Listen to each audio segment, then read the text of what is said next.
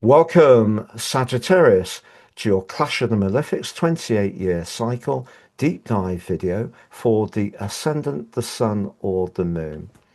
Across the 19th and 20th of April this year, Mars, the planet of action, and Saturn, the planet of resistance, meet in an exact conjunction when they're unified in the fire sign of Aries, the first of the zodiac, for the first time since 1998, 28 long years ago. Because of the symbolism of Aries and freshness, Saturn being here where it's in its it's not its best location. And over the next couple of years, it's going to ask you to work very hard, your talents, your creativity, and your flair. But in traditional astrology, Saturn is said to be the greater malefic and Mars the lesser, but Saturn can be unfortunate. Mars, if we get frustrated, can lead us to boil over and therefore get angry. So the combination of a conjunction, which is often very good in astrology, in this case is definitely more challenging. By the end of the video, Sagittarius, I'm going to give you the chance to download my unique factoid, all about the astronomy, the astrology, the aspects in detail, but also the mythology. But also you have a clearer understanding of what you can expect in terms of your energy, work, relationships, and finances. I'm astrologer Patrick Arundel. A very warm welcome. If you've yet to subscribe to my channel, please do so now to help it to continue to thrive. But please also click or tap the bell notification symbol. So on the screen is your event chart. Now, Aries is very much about desire and thrust, enthusiasm, can be a little bit innocent in some ways, but we have just had a new moon, and that new moon was very close to the wounded healer Chiron, and was encouraging all of us to think about how Aries energy, which is about our identity, how in some ways we're not manifesting the very best of ourselves. But for you, the fifth house is about joy, it's about pleasure. It can be about your creative talents, your artistry, your flair, whether that's through performance, whether it's through karaoke, whether it is playing with your children if you have them. But Chiron may have shown up where there were some vulnerabilities. And Saturn's going to be in this part of your situation for, as I mentioned, the next 24 months. So you're going to need to work and show industry in order to get the most out of all of those strands. But with Mars in occupation for the first time in 2 years, that certainly brings a sense of excitement and thrust. And in the conjunction with Mercury, the communicator, some desire to express those ideas with conviction and confidence, but not in a very considered way, much more tuning into instinct. And Saturn's coolness can inhibit Mercury's playfulness, even mischievousness in the fifth house. But as far as Mars is concerned, if we do encounter a roadblock, that's when we can boil over with that irritation and frustration. So I think for all of us over the next week, broadly, there is the chance for things to get very heated if we're encountering delays or blockages that seem unfair. So Saturn, if you like, is the kind of job's worth of the zodiac in this zodiac sign, because Saturn is all about outcomes and consequences. It rules time, it has innate wisdom, it teaches us lessons, but it's actually very karmic. But the fifth house can be about your romantic situation as much as your social life, and if something isn't working at the moment, this aspect is going to show it up. And that's where we need the other planetary players to support your journey. But just before we do that, Sagittarius, I'm going to whiz us back to all those years ago to 1998. There's, guess what, Mercury in a conjunction with Mars and Saturn. It's not as tight, and they were at that time, certainly Saturn and Mars, in the third decan, sub-ruled by your ruler Jupiter. But Mercury was in a retrograde.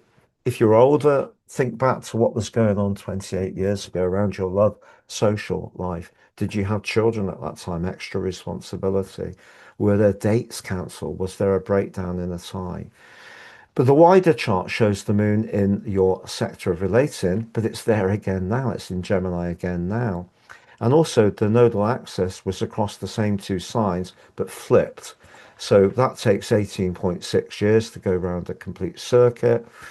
And then we get the reverse nodal return, which is about 9.8. So we've had one entire circuit plus half, which is why they were reversed at that time. But what was going on then that's going on now? Well, the USSR was in a state of deconstruction at pace. And also there was instability on the Asian stock markets. Fast forwards to now, we have the Russian Federation, it seems, in a state of deconstruction, particularly financially. And also the stock markets are very unstable, though that's more driven by the events in the Middle East. By the way, that's a metaphor, honestly, for this chart. Saturn's very much about structure, but it's also about willfulness. And Mars is about aggression. You'll do it my way, on my terms. But Saturn isn't yielding. So we get a big standoff. Absolutely what's playing out. Now, in terms of the wider chart view, the moon's actually on your seventh house cusp. It's not at its best in Gemini. It's peregrine. It's a logical sign. So it tends to think about emotions. But that actually gives you a desire to keep things on a bit of an even keel and keep the dialogue going. Talking of which, dialogue, the third house, Pluto, planet of change, your beliefs could be evolving. But Pluto forges an amazing link with Mercury, Mars, and Saturn. So if you've got something of a talent that you want to share with people, you can use this aspect to your advantage, but you need to be very patient because people who have Mars conjunct Saturn natally can have tremendous tenacity, can deal with very challenging situations, but keep going.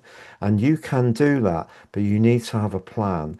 And Mars can be a bit rash. The fifth house can be very, very exuberant and flamboyant.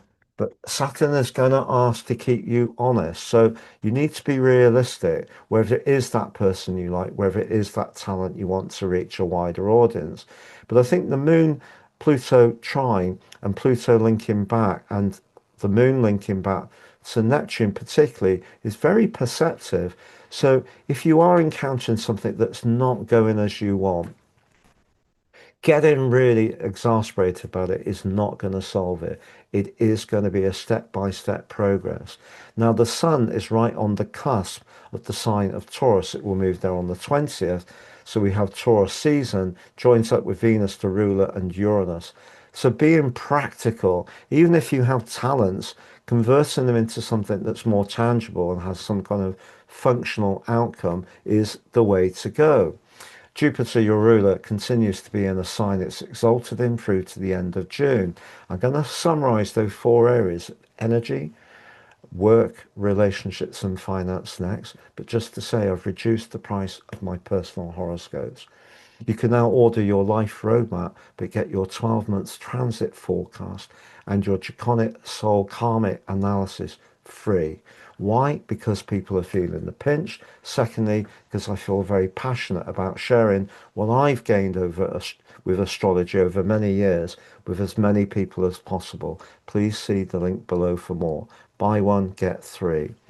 Now, if you've yet to watch your Uranus 84-year cycle video on the screen, if you've yet to watch your Aries new moon video on the screen, if you would like to work with me directly, please see my testimonials below. If you've yet to sign up for your free daily horoscope prior to your device each morning, get that celestial pit stop, that's below as well. And you can download that free factoid, that Mars conjunct Saturn leaflet.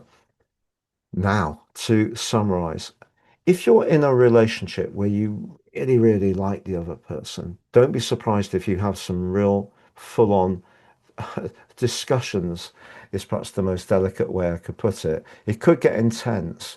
Maybe you have different kind of instincts on things. The fifth house can also be about risk and speculation. So if you're thinking about money as much as someone you fancy, just know that Saturn wants you to slow it all down. Doesn't mean to say it can't go anywhere. And do you know, the moon in Gemini in that third house, keep the dialogue going, but listen as carefully as you can. Saturn can see us be pessimistic, particularly in that conjunction with Mercury, how we think. The conjunction with Mars can certainly hit our physical vitality. So if you're trying to do too much, burning the candle at both ends, you're going to feel it. But as far as that work is concerned, if you are looking for a new job because what you're doing doesn't use your talents fulsomely enough, the sun's about to move, that's going to help you.